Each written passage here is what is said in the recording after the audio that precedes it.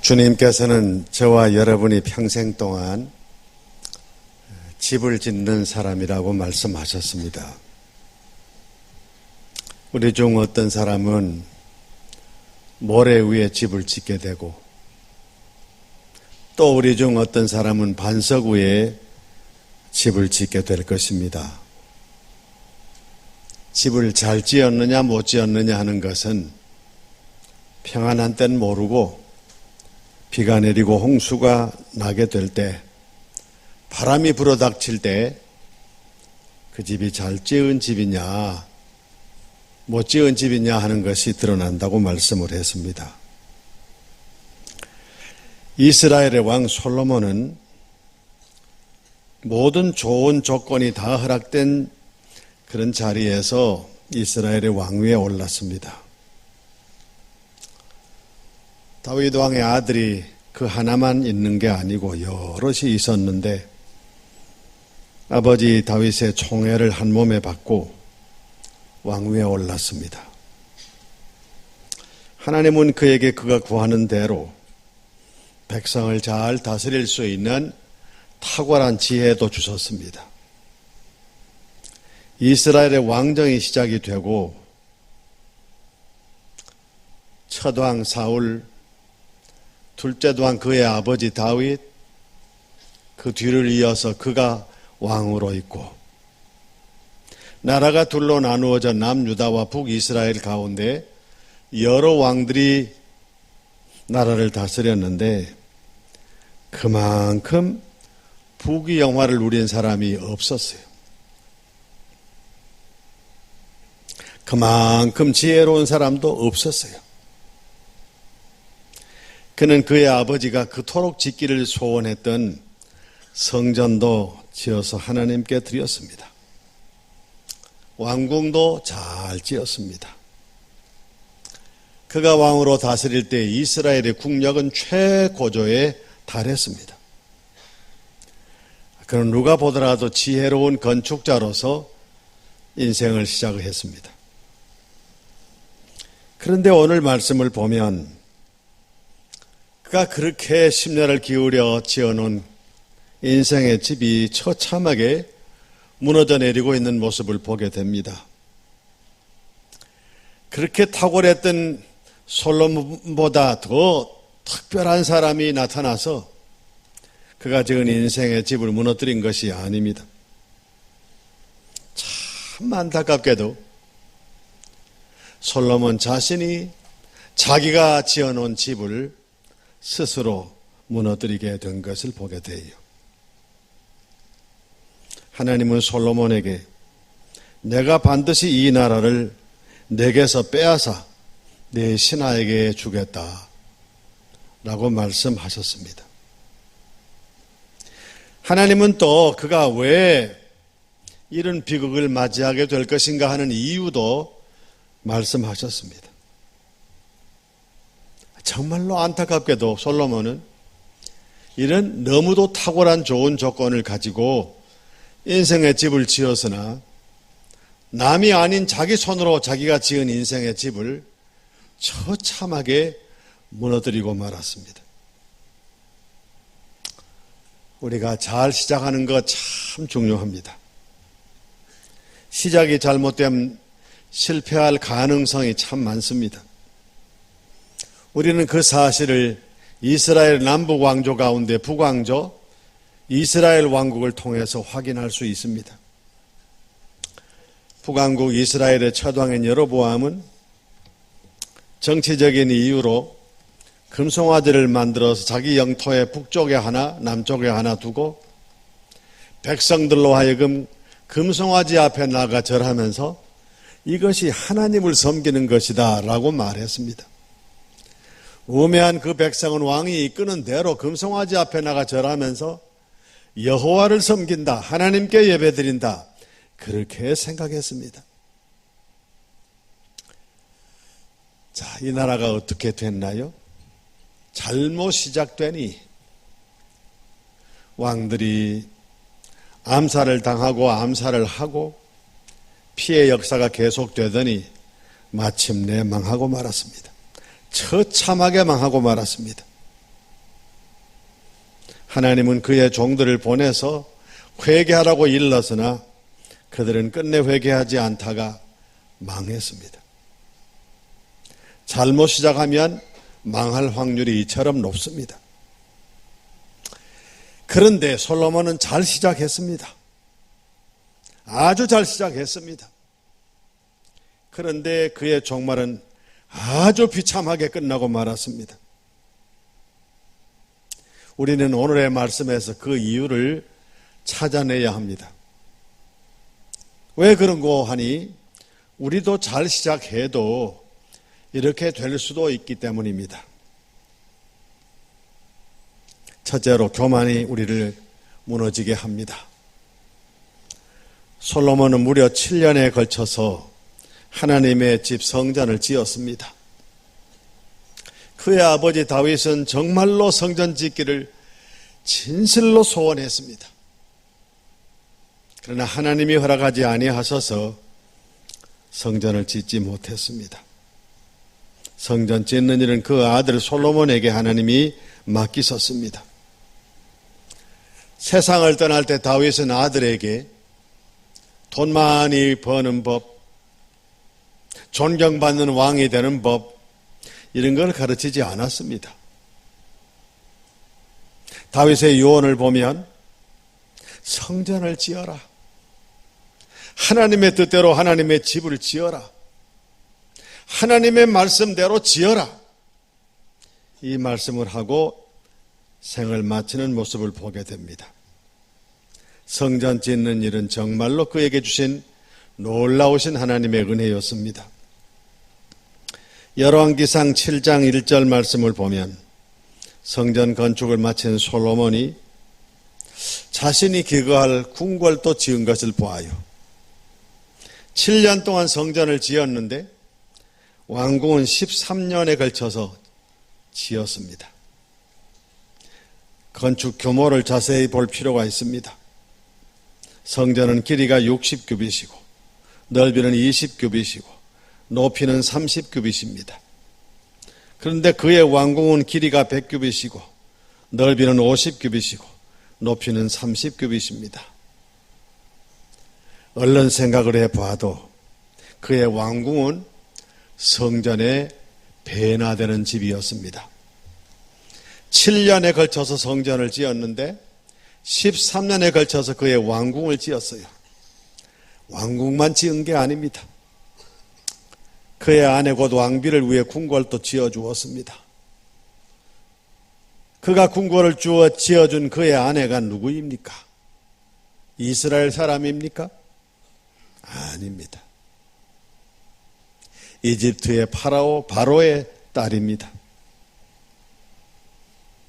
여러분, 이쯤 해놓고 보면 솔로몬의 마음을 이해하게 될 수도 있을 것입니다. 솔로몬의 마음이 겸손히 시작을 했으나 교만에 기울어져 있는 모습을 확인할 수 있습니다. 여기서 우리가 이런 생각을 좀 해볼 수 있습니다. 만일 하나님께서 다윗에게 이 집을 짓게 했다면 다윗도 그랬을까?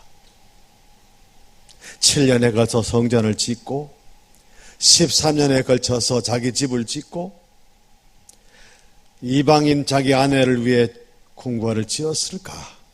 다윗도 그랬을까? 다윗은 아마 안 그랬을 겁니다.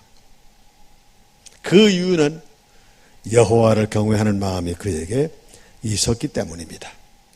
그 이유는 그가 겸손했기 때문입니다.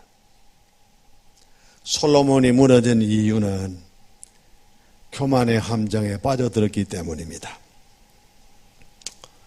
열왕기상 10장 4절부터 5절까지 말씀을 보면 스바의 여왕이 찾아와서 솔로몬의 부귀영화를 보고 감탄하는 장면이 나옵니다.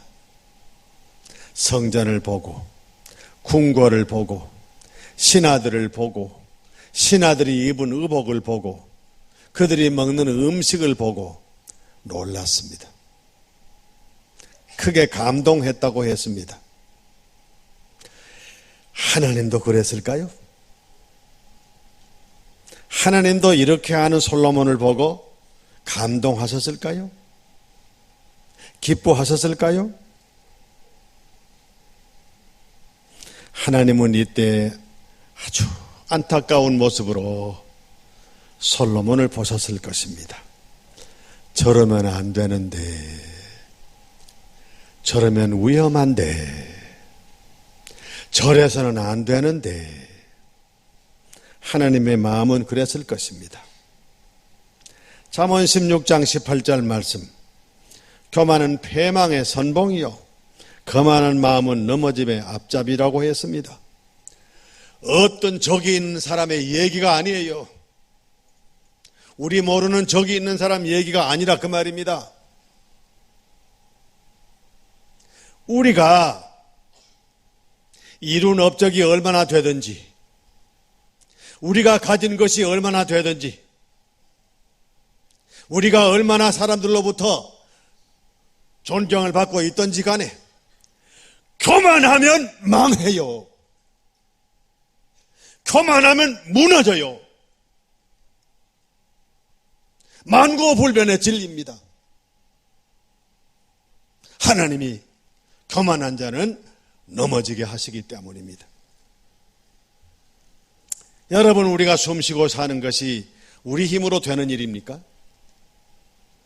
우리가 이것저것을 하는 것이 우리 힘으로 되는 것입니까? 우리가 직분을 받고 교회를 섬김이 우리가 잘나서입니까? 아니라고 말하는 것이 진리 아닙니까? 교만하면 망합니다. 교만하면 망하게 돼 있어요.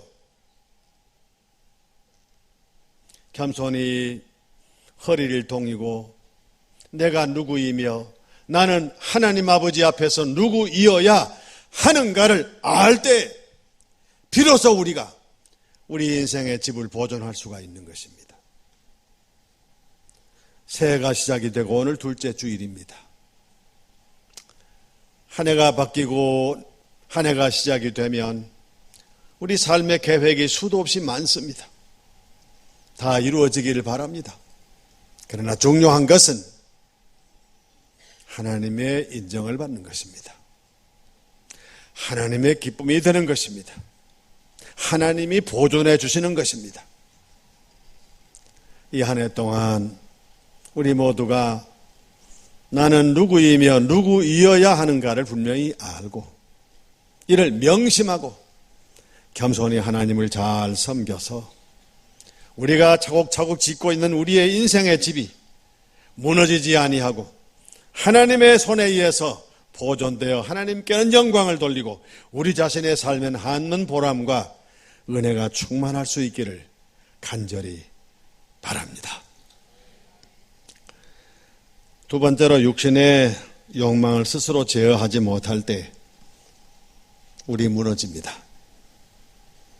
열왕기상 11장 1절 이하의 말씀을 보면 솔로몬이 육체의 욕망을 제어하지 못하고 행한 일이 무엇인가를 아주 가감 없이 그대로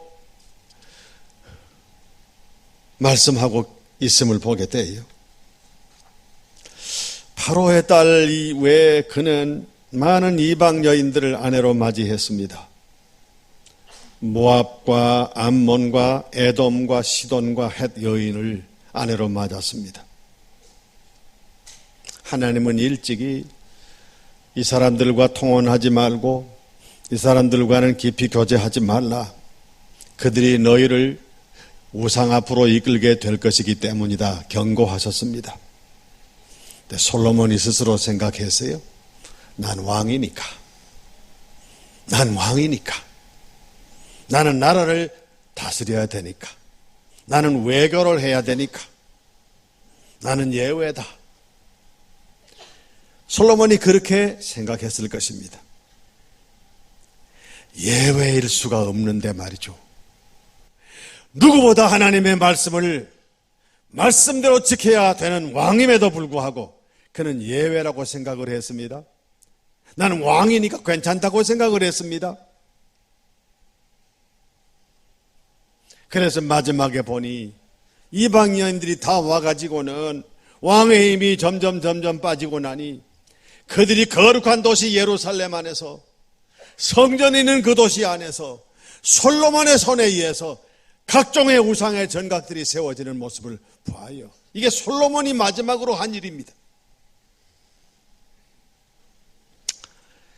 여러분, 이 말씀을 보노라면 정말 솔로몬이 마지막으로 이렇게 무너져 내리리라 누군들 짐작을 했겠습니까? 어떻게 이런 일이 일어났겠습니까?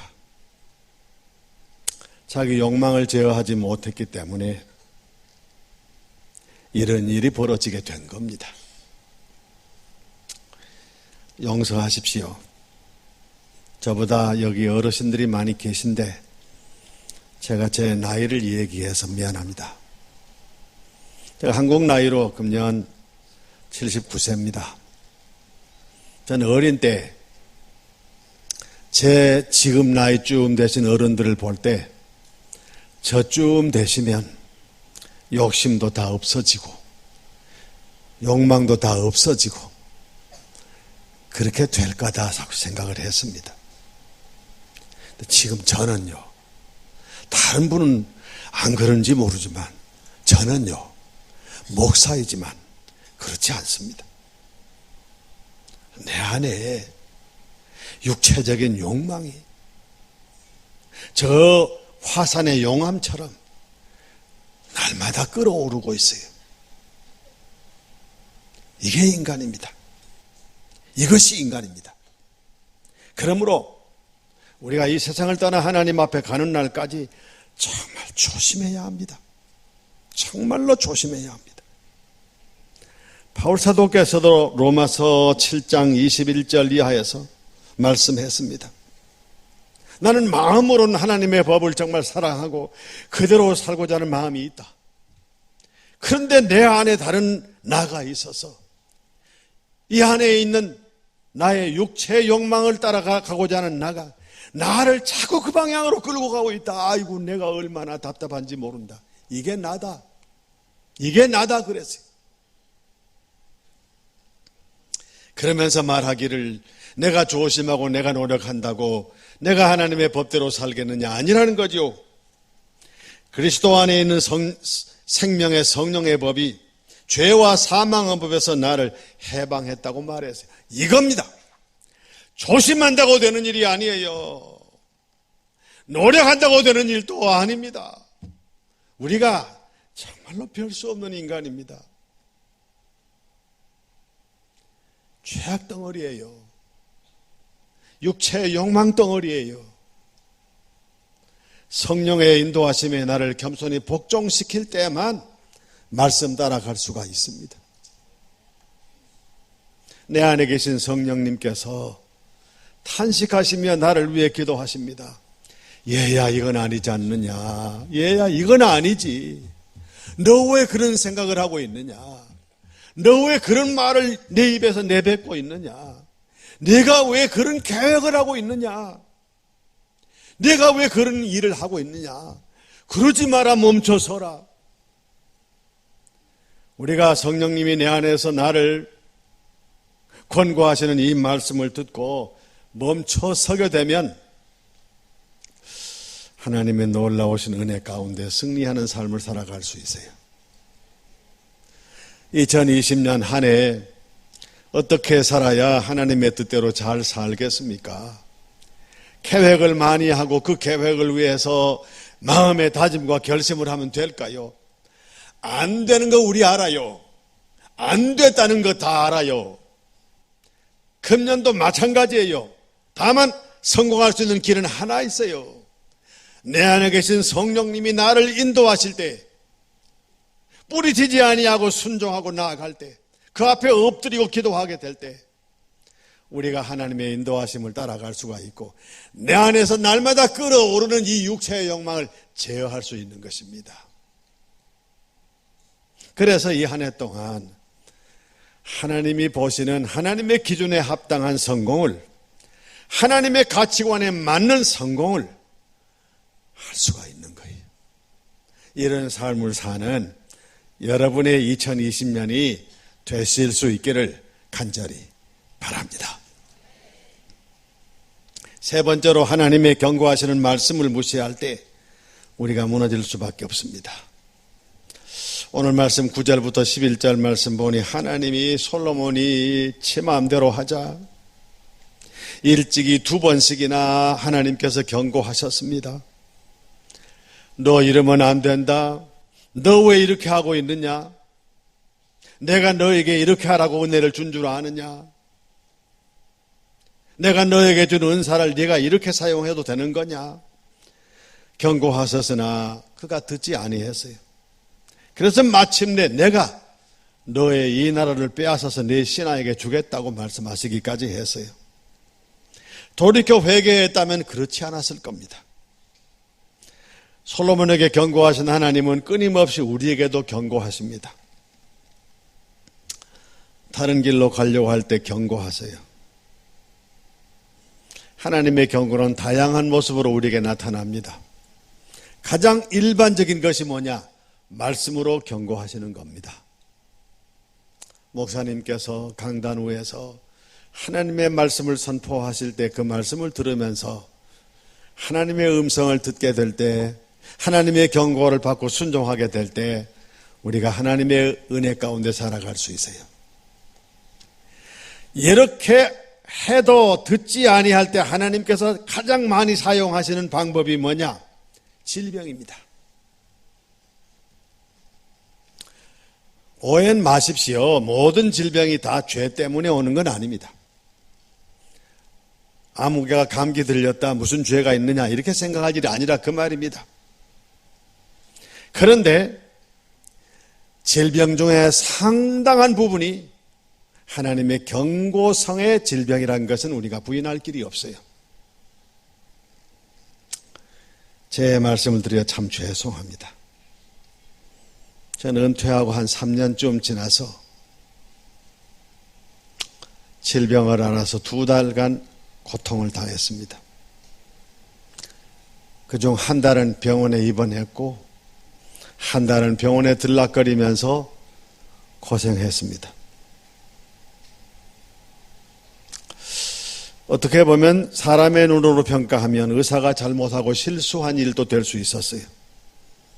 내 주변의 사람들이 그래서 병원을 옮기자고, 병원에 항의하자고, 고소하자고 그런 말도 했습니다.